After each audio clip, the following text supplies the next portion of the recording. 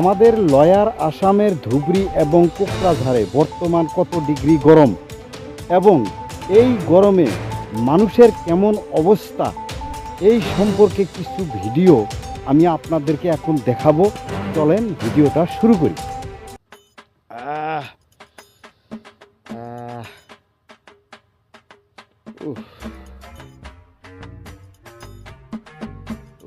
কি দেখতেছেন? ভাবতেছেন এই শরীরের থেকে বা এই মাথায় থেকে মিষ্টি শিরা পড়তেছে? না, এগুলো হচ্ছে ঘাম।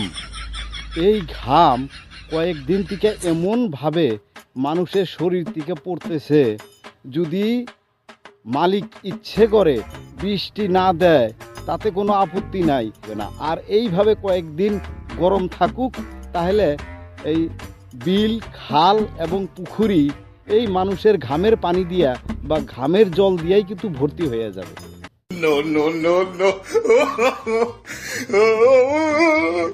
এই লোকটা বাইক চালাবার সময় চোখে শস্যার ফুলের মতো দেখছে, যার জন্য আইসা গাছের নিচে দেখেন বিশ্রাম নিতেছে।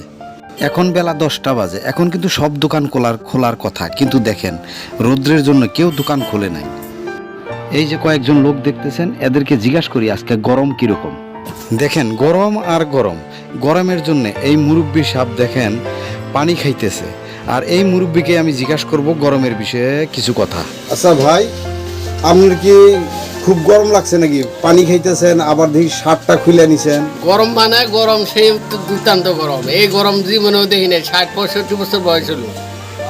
তো এই যে গরমটা যে পড়ছে, মানুষের ক্ষেত খামারের যেগুলো আবাদ, ধানের আবাদ মোটামুটি শেষ। তো এই বিষয়ে কিছু বলবেন? এই যে বিষয় মানে মানুষের ইমাম জোর কম হয়েছে, ইমামের জোর নাই, যার জন্য এত রোগ। আগেকার মানুষের ইমান ঠিক আসলো, এখানকার শতকরা মানুষের 80 জন টুপি, 20 জনের টুপি নাই। ধর্মিক দেখায়, কিন্তু ধর্মের বেলায় কিছু নেই। ধান হইলে 1 বস্তা, বান নিয়ে গেছি, চাইল হইলো 10 কেজি, দেখা গেল চিটা। বুঝছো, ওর মধ্যে কিছু আছে। মানুষের সংখ্যা দেখায়, কিন্তু মানুষ সত্য জ্ঞান নাই। আকারে মানুষ, ব্যবহারে শয়তান।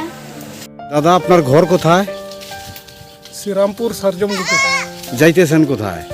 কাসারগাঁও। কাছারিগাঁও। তো এইখান শ্রীরামপুর থেকে কাছারিগাঁও আসতে মোটামুটি ধরেন 4-5 কিলোমিটার। তো এইখানের মধ্যে কতটুক জিরান করলেন? 5-6 বার মতন জিরান হই।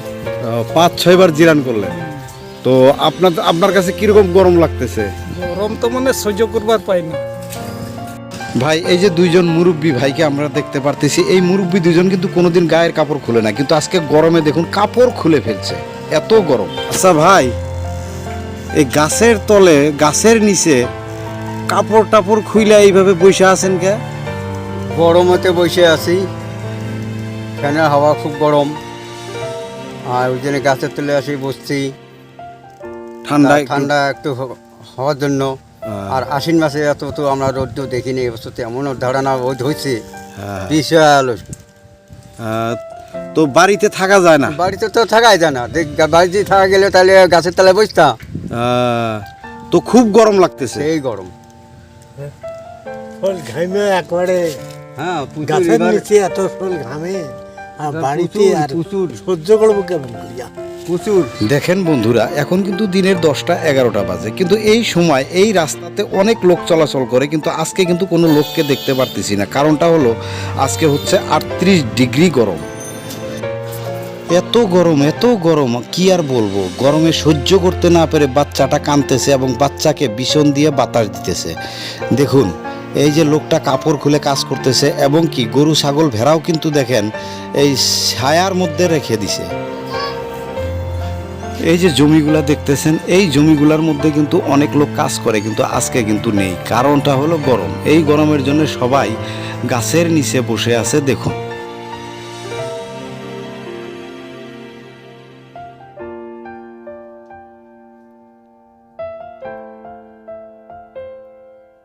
আমাদের লয়ার আসামের ধুবড়ী এবং কোকরাঝাড়ে কৃষক ভাইদের জন্য খুব খারাপ খবর।